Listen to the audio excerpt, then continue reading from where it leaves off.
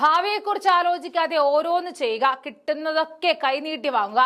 American president Donald ട്രംപിന്റെ രീതി ഇതൊക്കെയാണ്.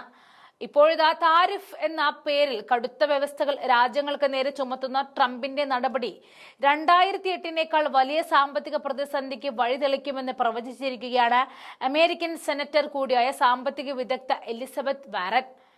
2008 കടുത്ത സാമ്പത്തിക പ്രതിസന്ധിയായിരുന്നു അമേരിക്ക നേരിട്ടത്. ലോകം കണ്ട ഏറ്റവും വലിയ സാമ്പത്തിക മാന്ദ്യത്തിലൂടെ കടന്നു പോവുകയായിരുന്നു അമേരിക്ക എന്ന്.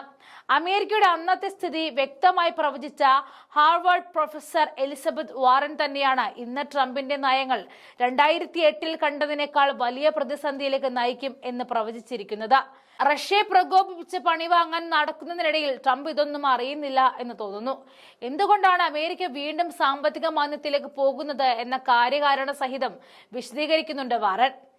അടുത്ത സാമ്പത്തിക തകർച്ച ഉടൻ ഉണ്ടാവണം എന്നല്ല, പക്ഷേ ട്രംപിന്റെ ബിഗ് ബ്യൂട്ടിഫുൾ ബില്ല് പോലെയുള്ള രാഷ്ട്രീയ അജണ്ടകൾ അമേരിക്കയുടെ സമ്പദ്ഘടനയെ പ്രതികൂലമായി ബാധിക്കും. താരിഫുകൾ ഉപഭോക്താക്കൾക്ക് മേൽ കടുത്ത സമ്മർദ്ദം ചെലുത്തുമ്പോൾ ബിസിനസ്സുകൾ പുതിയ നിക്ഷേപങ്ങൾ നിർത്തിവെക്കുകയും വായ്പാ ലഭ്യത കടുപ്പിക്കുകയും ചെയ്യുന്നുണ്ട്.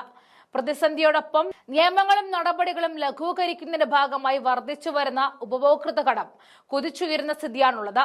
ട്രംപിന്റെ പുതിയ ബില്ല് മൂലം വഷളായിക്കൊണ്ടിരിക്കുന്ന അമേരിക്കൻ കടം സാമ്പത്തിക സ്ഥിരതയെ തന്നെ ചോദ്യം ചെയ്യാൻ പോകുന്നതാണ്.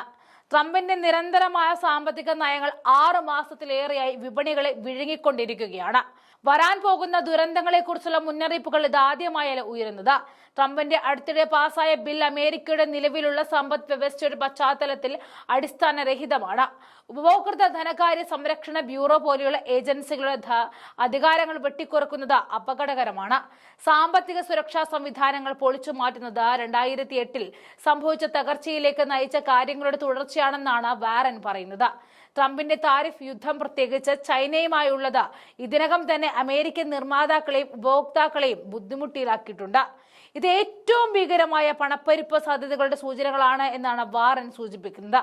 ഈ അസ്ഥിരമായ വ്യാപാര നയം അന്താരാഷ്ട്ര സഖ്യകക്ഷികളെ അകറ്റുക മാത്രമല്ല, വിപണികളിൽ അനിശ്ചിതത്വം സൃഷ്ടിക്കുകയും ദീർഘകാല ബിസിനസ് നിക്ഷേപത്തെ നിരുത്സാഹപ്പെടുത്തുകയും ചെയ്യും.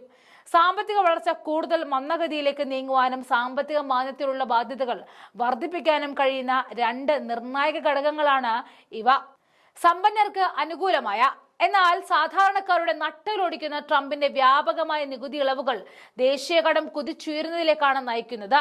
തികച്ചും ഉത്തരവാദിത്തമില്ലാത്ത ഈ സാമ്പത്തിക നയം ദീർഘകാല സാമ്പത്തിക സ്ഥിരതയെ അപകടത്തിലാക്കുന്നുണ്ട് എന്നാണ് വാരൻ ഉയർത്തുന്ന വാദം.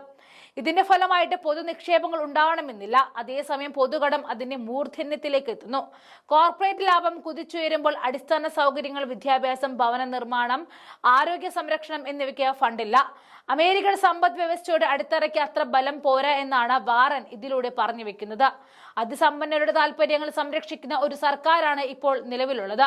മധ്യവർഗക്കാരായ കുറഞ്ഞ വരുമാനമുള്ള ജനങ്ങളുടെ അവസ്ഥ പരിശോധിച്ചാൽ ഉപഭോക്തൃ കടം താങ്ങാനാവാത്ത നിലയിലേക്ക് ഉയർന്നിട്ടുണ്ട് എന്ന് വാരൻ മുന്നറിയിപ്പ് നൽകുന്നുണ്ട്. വേതന സ്തംഭനവും ചിലവുകളും വർദ്ധിച്ചു വരുന്നത് കൊണ്ട് തന്നെ ഇവർ കടുത്ത ബുദ്ധിമുട്ടിലാണ്. തൊഴിലാളി കുടുംബങ്ങൾ കടക്കണിയിലേക്ക് കൂപ്പുകുത്തുന്ന ദാരുണമായ അവസ്ഥയിലേക്ക് ഇത് നയിക്കും. 2008 കണ്ട വ്യക്തിഗത സാമ്പത്തിക തകർച്ചയാണ് ഇത് പ്രതിഫലിപ്പിക്കുന്നത്. പ്രത്യക്ഷത്തിൽ ശക്തമായ ഓഹരി വിപണിയും GDP വളർച്ചാ കണക്കുകളും ഉണ്ടായിട്ട് പോലും അടിസ്ഥാന സമ്പദ് വ്യവസ്ഥ പൊള്ളയായി തുടരുകയാണ്. വാഗ്ദാനങ്ങൾ ധാരാളം നൽകുന്നത് അല്ലാതെ അതൊന്നും യാഥാർത്ഥ്യമാക്കുന്നില്ല. അതൊരിക്കലും തൊഴിലാളി കുടുംബങ്ങളുടെ രക്ഷയ്ക്കല്ല. അമേരിക്കയ്ക്ക് ആവശ്യം ഒരു പുരോഗമന സാമ്പത്തിക ബദലാണെന്നാണ് വാരൻ പറയുന്നത്. ആരോഗ്യ സംരക്ഷണം, ഭവന നിർമ്മാണം, വിദ്യാഭ്യാസം എന്നിങ്ങനെ അടിസ്ഥാന സൗകര്യ വികസനങ്ങൾക്കുള്ള നേരിട്ടുള്ള നിക്ഷേപങ്ങളാണ് ആവശ്യം. അമേരിക്കൻ ജനതയ്ക്ക് ആവശ്യമുള്ള യഥാർത്ഥ സാമ്പത്തിക മുൻഗണന ഇതൊക്കെയാണ്. CNN നടത്തിയ അഭിമുഖത്തിലാണ് അമേരിക്കൻ സെനറ്റ് അംഗം കൂടിയ വാരൻ ഈ മുന്നറിയിപ്പ് നൽകിയത്.